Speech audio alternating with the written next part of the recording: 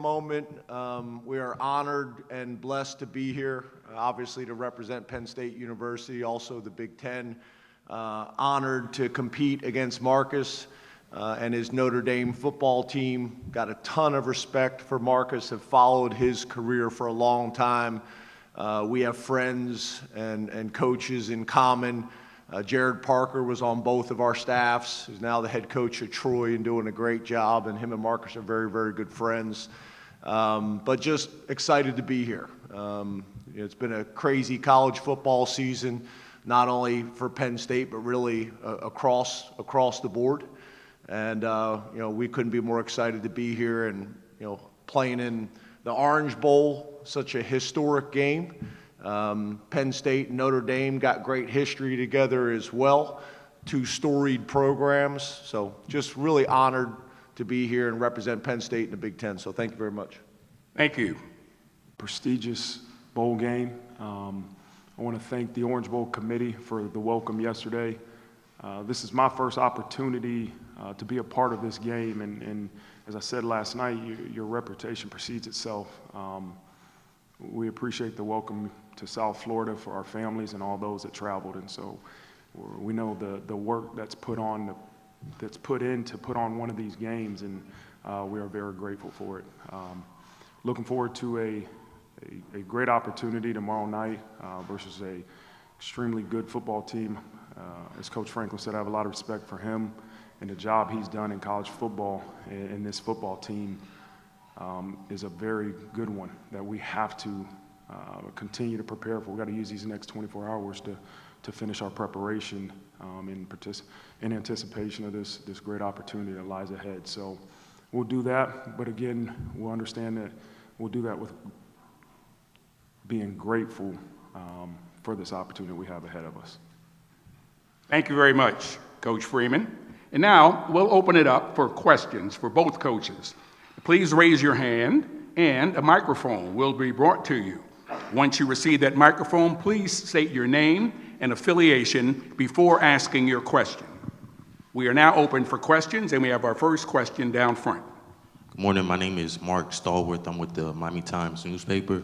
My question to both coaches, with the future generations looking back on this 91st edition of the Orange Bowl, what do you hope they see in this moment beyond this just being the first Orange Bowl in history featuring two black coaches, and what pivotal decision or experiences in your journey do you believe prepared you for this moment? So, I had mentioned earlier in the week, got asked a similar question, and I remember being the offensive coordinator at Kansas State in 2007 and working for an African-American football coach in Ron Prince. The defensive coordinator on that staff was Raheem Morris. Raheem is the God Falcons. Ricky Ronnie was our offensive graduate assistant. He's the head coach at Old Dominion now. Scott Frost was the defensive graduate assistant. He's the head coach at Central Florida now. And I remember that year, Super Bowl with, if I remember correctly, Tony Dungy and Lovie Smith. And there's just a lot of talk within the profession, two African-American coaches coaching in the Super Bowl, and that was a big moment. It felt like that was going to have an opportunity to maybe create some change or create some opportunities for guys that had earned the right to sit in those types of rooms. So, if you look at that time, Tony Dungy ended up becoming the coach that won the Super Bowl. And I think at that time, there was 6 coaches in college football as head coaches. At that time, I think it was 127 Division I schools, and it was Sylvester Croom, Carl Durrell, Turner Gill, Randy Shannon, Ron Prince, and then Tyrone Willingham. And now there's 16 coaches of color in these positions. So I do think it had an impact. I hope a game like ours could have an impact. And really you're just looking for an opportunity for guys to be able to get in front of search firms and ADs and get opportunities that they earned. So I don't take it lightly. I really don't. I've gotten a ton of messages from people all over the country that I've worked with or know. But ultimately, it's about Penn State and it's about Notre Dame and our teams going out in the field and competing and representing our schools and our conferences, or our conference, excuse me, and college football and the Orange Bowl, and really presenting a great game and a great experience for everybody to enjoy. But I don't take that lightly, that responsibility as well. Yeah, I've thought long and hard about this question, and I know you probably didn't ask it directly, but again, you're grateful to be a part of this opportunity, and you're grateful anytime your name is mentioned with being the first. But you don't want to take away from how we got to this point, and that talks about your team. I'm talking about your team and everybody that put the work into getting your program to this point, and those that have come before you. There's a lot of people in this coaching profession that have come way before me that have given me this opportunity. But the other person I think that deserves a lot of credit is our former AD, Jack Swarbrick, because he's the one, and our president, John Jenkins, at the time, that made the decision to hire a guy that was 35 years old and had never been a head coach. He made that decision. And so Jack Swarbrick and Father John Jenkins deserve a lot of the credit for having courage and for making a decision to hire me at that time. And so they get I want to make sure I recognize them. And again, this isn't about me. This isn't about one person. It takes a team. It takes a program, and it takes a lot of people committing to something bigger than themselves to put your team in a position to be here. And I understand it, and I'm very grateful for it. And if this creates more opportunities for other coaches, other minority coaches, great. It's great. It is great for the future generations of coaches, of college football coaches, of leaders. And so I am all for that, and I'm grateful to be a part of that. But at the end of the day, the attention on one person takes away what really gives your program a chance to get here, and that's team, and that's committing to something bigger than yourself. And that's important to me.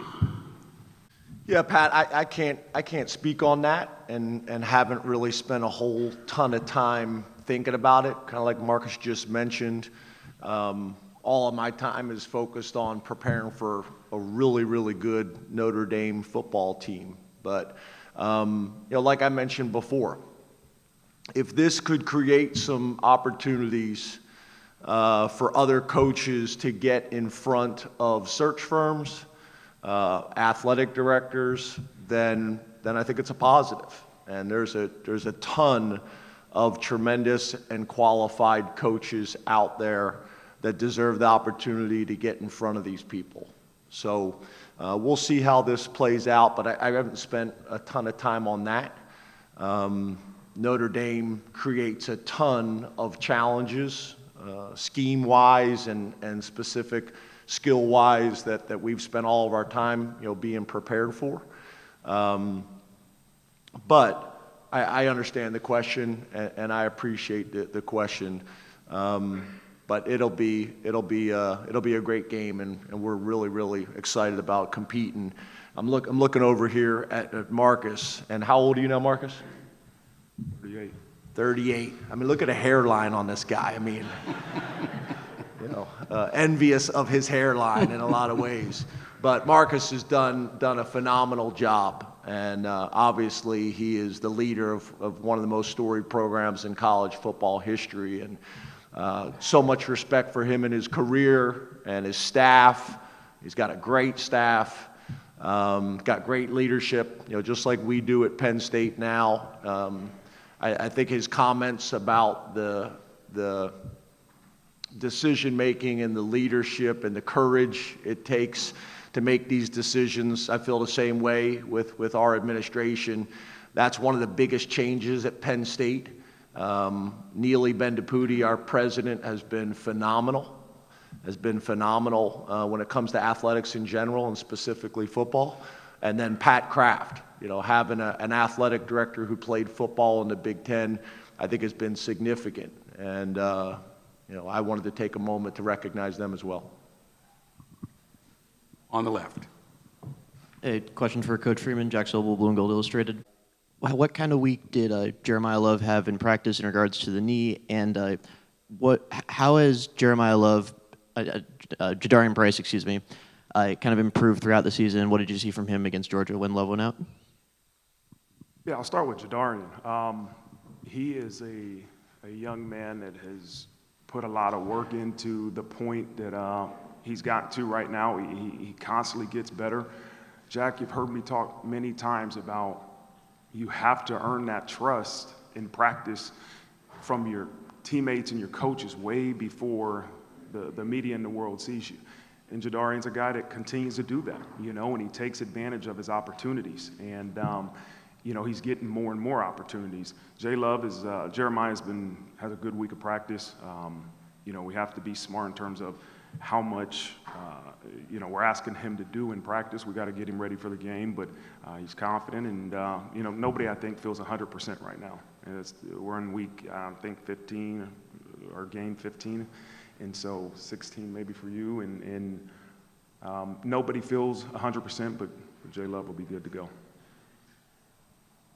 On the right. Hi, Eddie Pels with AP behind the mic there. It's pretty well known, but maybe in your own vision, can you maybe explain some of the pros and cons of being a school that isn't affiliated with a conference? Yeah, we view it. I view it as a pro, and we'll continue to look at it in that way unless something changes. But we get to play coast to coast. You play multiple different teams from multiple different conferences. You started out the season in College Station. You ended the season in LA, and we're in New York twice. And so we get to really view our program as a global in terms of, a national program in terms of how we play and the audience we play in front of. Now, it's not much different than the Big Ten now with, UCLA and USC and some of the West Coast teams being in it. But again, it's just, we view being independent as a positive thing. Right, and we sell it to our recruits and our players as a positive thing. And we know we can't play in a championship game, and we can't have a first-round bye. But we continue to use not playing Week 13 as our bye, and that's the way we view it. And so, in terms of the finances and the TV deals, I'm sure that Pete Bavacqua can go into further details about that, but obviously that's another positive that we view being independent provides us. On the left, in the center. John Bryce with Football Scoop. For both coaches, you both have former coaches as your defensive coordinator. What are the ways that benefits your program, both in preparation and on game day, and what are maybe some of the intangible components of that? Yeah, I just think at the end of the day, we'd like to get as many qualified and experienced guys on your staff as possible. We've been fortunate to be able to go out and get, former head coaches that are able to come in, obviously use those experiences, those leadership experiences, those organizational experiences that they've had, and then also get back to doing what we love. I mean, I love being the head football coach at Penn State, but there's times where I would love to be back running an offense. And I think, today's college football, if you're not careful, can pull you further and further away from why you got into the profession in the first place. So being able to have guys on your staff that got tremendous experience. My special teams coordinator's been a head coach. My defensive coordinator's been a head coach. My offensive coordinator will be a head coach. And I got a ton of assistants like that as well. So just the more guys you can have on your staff that have tremendous experience, I think sometimes when you go back to being an assistant after being a head coach, it makes you a better assistant. I think it makes you a better coordinator. And if you know Tom, Tom's just been awesome. There's not a better guy in the profession. His humility is impressive. His faith is impressive. But he's been awesome. He's jumped right back into this thing and is really doing a great job. And I think his family is enjoying it. I think Tom is enjoying it, and we're enjoying having him. So we feel blessed to have Tom Allen and his family, and really the rest of my staff too. Yeah, for me, when I hired Al Golden 3 years ago, it was for two reasons. One, I believed he had a great defensive mind and could do great things with our defense. But two, at that point, we did not have a former head coach on our staff. And I thought it was important to get somebody that had experience where I had none on our staff. And the growth we've made in 3 years has been tremendous, right? The growth of our defense, and our defense is doing really great things right now, and Coach Golden gets all the credit in that staff and the players. But, there's times I'll ask him things about his experiences, and at some point you got to make a decision of what you believe is best, but it's good to have some of those guys that have experience in areas that you don't. I never had experience in a playoff. So I spent some time talking to Coach Golden, who had in the NFL, Dylan McCullough, our running backs coach, who had in the NFL, and some of our other coaches that had experience with dealing with a playoff in terms of the mentality, in terms of how we practice and some different things. And so, I believe in that. I believe in trying to gain wisdom from other people that have experience, and that was a huge part in the decision-making of hiring Al Golden. Our first question from the rear, and Mr. Tim. Sing as my annual gift to you. I will not sing. Coach Franklin, this is your 16th game of the year. Coach Freeman, this is your 15th. I think that's a school record at both places, and obviously you're both looking for one more after this. Is there I guess this is filed under a good problem to have, but what is the challenge of the longest season that either of you have ever been part of? How do you manage practice? How do you manage recovery? How do you manage all of those things when you're basically now playing an NFL-length season? Yeah, so first of all, I just think you're going to have to be open-minded, you're going to have to be creative, you're going to have to be flexible.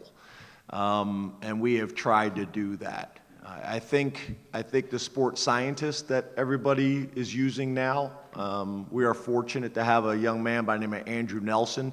Dr. Andrew Nelson went on and got his doctorate. Nelly played for me at Penn State, went on and got his doctorate in sports science, and has come back, has done a phenomenal job. And he does a really good job of tying it all together. The coaching, our trainers and doctors, as well as the strength coaches, and making sure that the complete plan makes sense. And what we're doing in the weight room complements what we're doing on the field, and the same thing with the trainers and the doctors. And I think that's been really valuable. Subtle changes that you can make to your practices or to your lifting schedule that can keep the guys as fresh and healthy as possible. I think that's a really important piece in all of this. I think another thing that I would say is how important depth and development in your program is. You got to be willing to play guys, and that's been something that we've done all the way back since my time at Vanderbilt, trying to create depth by playing guys, and some assistants on your staff are better than it than others. You talk about it, and some guys won't rotate them in the way you want, and you got to have tougher conversations. But I will also say this, I think it's something that we're going to have to look at in terms of what's best for college football, what's best for the student-athlete experience. what's best in a university setting, because I don't know if this is really what it was designed to be. It's turned into that. And I know a lot of times when coaches talk like this, people roll their eyes, but I think when every decision that we make is based on finances, then we're not making great decisions that's in the student athlete and in the game of football's best interest. I think there's been conversations about, obviously you talk about just the differences between our two programs and conferences. I think it should be consistent across college football. I think, again, this is no knock at Coach or Notre Dame, but I think everybody should be in a conference. I think everybody should play a conference championship game, or no one should play a conference championship game. I think everybody should play the same number of conference games. I was a head coach in the SEC. I've been a head coach in the Big Ten. I was in the SEC when the whole conversation was whether to go to 8 or 9 conference games. We voted, all the coaches voted against going to 9 games. The commissioner agreed and kept it at 8. I think it was one of the better decisions as SEC made. The Big Ten went to 9 games. I was not a math major at East Stroudsburg, but just the numbers are going to make things more challenging if you're playing one more conference game. So I just think things need to be consistent across college football. I think we need to look at the calendar. Should we open up a week earlier in the season to take some of the pressures off the end of the season? I think there's just a ton of things that need to be discussed and looked at. And I think we need to do it with people that do not feel the pressure from their university or their conference. I was on a call the other day with Nick Saban, and he wasn't real happy about me promoting him for the commissioner of college football. But I think we need that. I think we need somebody that is looking at it from a big picture perspective, and whether that is Nick Saban or whether that is Chris Peterson or whether that is Dave Clawson, who I think is a really, really smart football guy. I think having somebody in that position would be valuable for our sport and for our student athletes.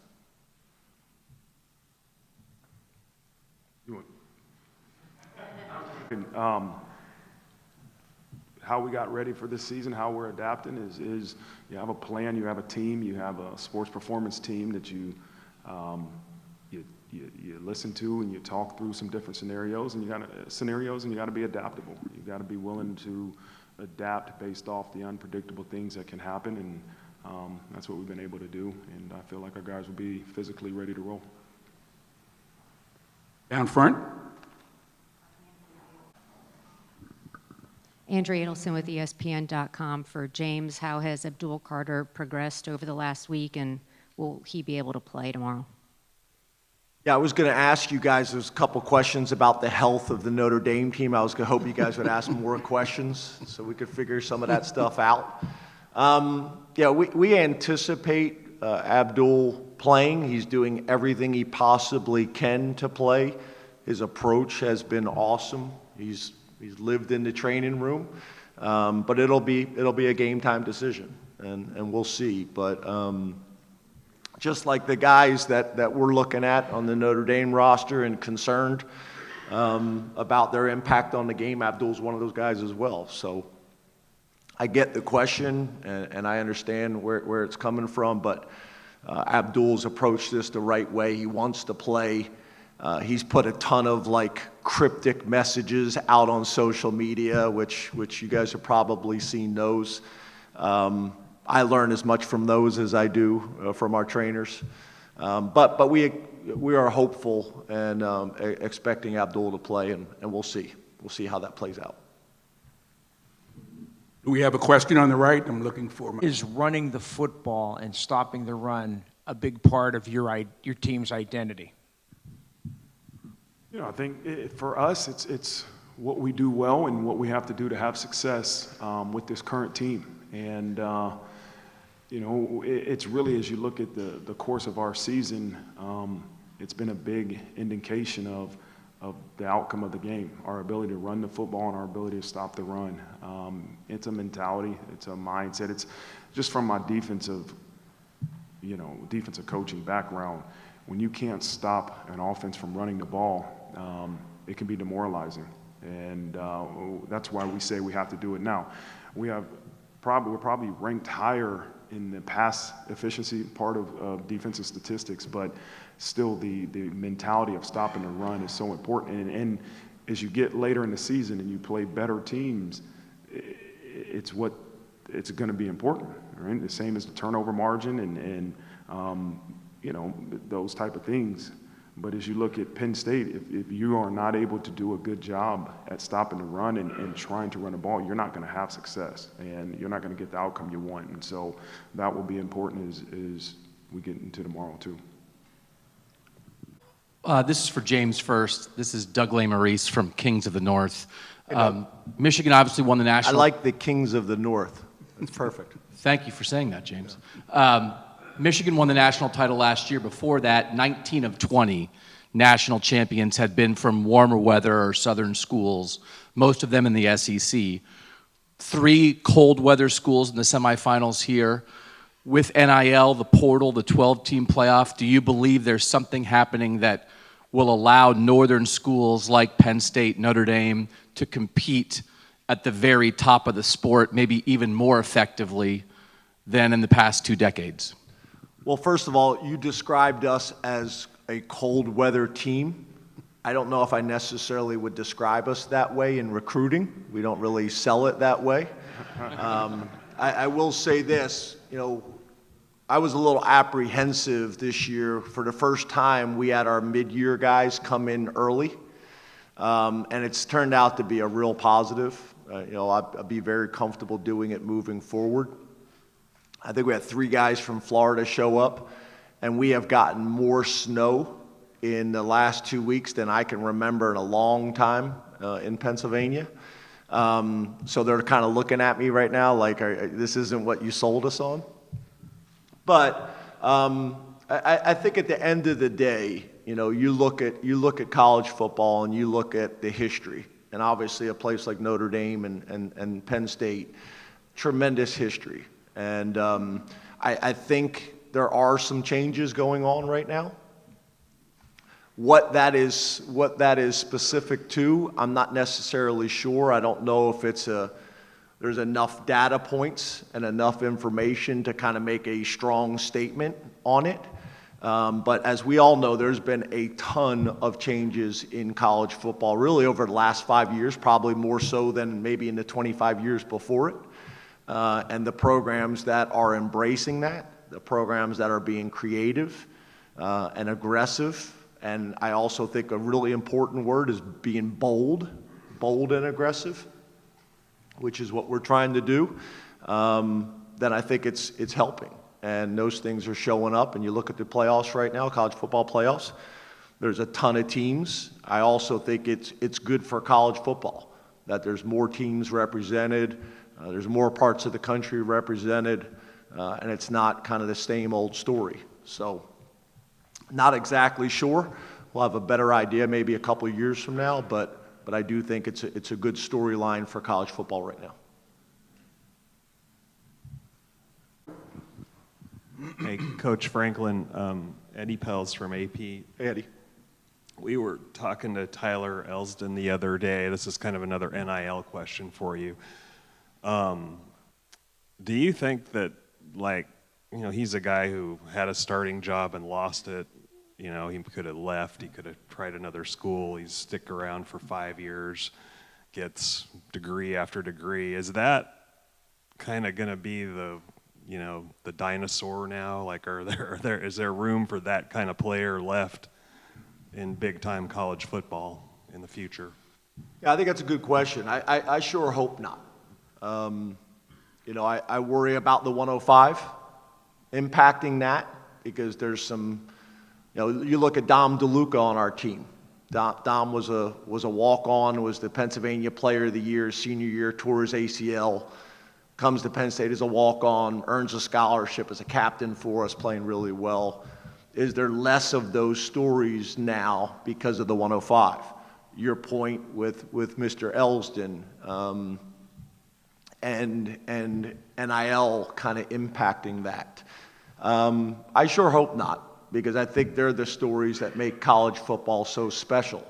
I do think that's where it's really important to recruit your own state and to recruit the footprint, because there's going to be some kids that come to Penn State just because it's special and it's their dream school and it's a place they always went, which I think will allow you maybe to create some of those scenarios that we have in the past. No different than there's young men all over the country that grew up wanting to go play at Notre Dame. So I hope those things stay a part of college football, because I think they're important. They're just great stories. And I cannot express the impact that Tyler Elsden's had on Penn State football and our locker room. He is beloved in our locker room because he's earned everybody's respect and he's done it the right way. Okay.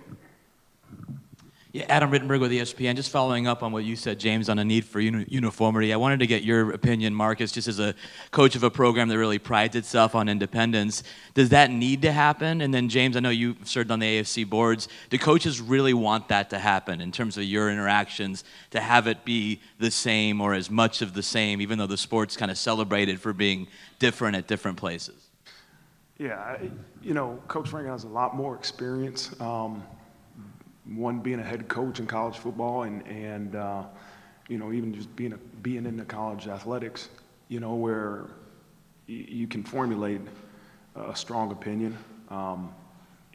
For us, whatever you're going to tell us, we'll make the most of it. We pride ourselves in our independence. If they come out with a decision that we can't be independent, then we'll make it work. And so I don't have a whole bunch of opinion on it. Right? I'm a guy that just tell us what we're doing and let's go and move forward and let's make the most of it. So not the answer you're probably looking for, but I'm not strongly opinionated about it. I love where we're at right now, and Pete Bavacqua and our Notre Dame administration will continue to make decisions that's best for our program. On the right. I'm sorry. I think in a very eloquent way, Marcus just called me old. What you said? Experience. Much more experience. Yeah, that word, yeah. I guess what I would say, the reason that I feel that way is I look at the college football, playoff committee, and I just try, most things in life, I try to look at things from both perspectives, right? And I just try to sit here and say, if I was in that room and I'm getting criticized about who makes the playoff, whether it was 4 or now 12, and everybody's got an opinion, I just think, how do you put those people that are in that room to make a really important decision that impacts the landscape of college football, and they can't compare apples to apples or oranges to oranges? I think that makes it very, very difficult. Strength of schedule plays a factor, and obviously Notre Dame, plays a great schedule every year and have forever. And I get the understanding and the impact of independence on their program. I'm just talking about it more strictly from the College Football Playoff Committee sitting in that room trying to make decisions. How do you make decisions when every conference is different, schools are different? I think it puts them in a very, very difficult position. And I'm just really speaking on it more from that behalf. Okay, we're going to have 2 more questions, and our first of the 2 final questions will be on the right. Pete Byrne, WSBT South Bend. This is for Marcus. You opened saying that you guys still have a lot to do in the next 24 hours. You guys had essentially 2 less days to prepare for this game, so I'm curious, what specifically do you guys feel like you want to accomplish over the next day, and is it different from a typical final day before a game for you? I think for both programs, we figured out who we're playing at the same time, right? At the end of our game, we knew we were going to play Penn State, and they didn't know exactly who they were going to play. So the mental preparation time has been the same. For us, it was just a normal week. It was a Saturday to a Saturday as we look at it in terms of game week. I think the coaches, we probably were a little bit behind to start just because of the travel. in that aspect. But physically, our guys were good. And you know, we're going to be ready to roll. But we got to utilize, as you just said, every minute we have from now until tomorrow night at 7:30. And so that's the mindset that we all have, is every minute we got to utilize. We didn't have 2 extra days, so let's utilize this time that we have physically and mentally to make sure we're prepared to go tomorrow night. And our final question will be here on the left. Morning, Blaise Collin, the Blue Pennant, France, Quebec. I have a question for actually each of you. I'll start with Coach Franklin. Defensively speaking, how do you scheme differently against a dynamic running back like Ashton Jeanty and a running QB like Riley Leonard? And for Coach Freeman, do you design your game plan differently when facing a defensive front with monster edge rushers, or do you just let your quarterback be who he is and do what he does? He said you first. Yeah, I think kind of back to what Marcus mentioned earlier, as a defensive-minded head coach, guy who's been a defensive coordinator, I think it always starts with trying to make people one-dimensional and to try to take away their strength. So last week we had a tremendous challenge in stopping or reducing the impact that Ashton Jeanty had in the game. And in my argument, one of the better backs in the history of college football based on his production and what he was able to do. So to me, we look at it similar. Notre Dame does a phenomenal job with their running backs, what they're averaging per carry, how they play up front. But now you're also having to factor the quarterback into it, which creates another challenge, which creates more stress. And how do you do that? At the end of the day, our focus is still on trying to defend the run. Notre Dame does it in a little bit different way than what Boise State did last week. But it's still the whole philosophy of trying to make them one-dimensional as much as you possibly can, but also understanding that the quarterback's going to make plays. The running backs are going to make plays, and you're going to have to flush it and move on to the next play. And this is going to be a 4-quarter football game, and we're going to have to be prepared to compete like that. So stopping the run is priority number one. Yeah. You know, each week you have to tactically prepare for the strengths of your opponent, right? And obviously you mentioned rushing the passer, and their D-line is a huge strength of their defense. Now, they got guys across the board that can present issues, but you always start with, hey, let's try to figure out to have a plan for what they do well. And, you know, again, every week you tailor what you're doing to address that. And so this was no different. We understand that they have a really good front, but they got, like I said, a really good secondary and some good linebackers. And so this is a tough defense that we're going to face offensively, but we'll have a plan, and then it's about adjustments. This game is about adjustments, and we got to be ready to make the adjustments necessary. We want to thank you all for your questions. To our left here. While doing so, I want to thank the Cohen family, the Cohen mother and daughter, who assisted us with the microphones. We thank them again for all that they do for the Orange Bowl.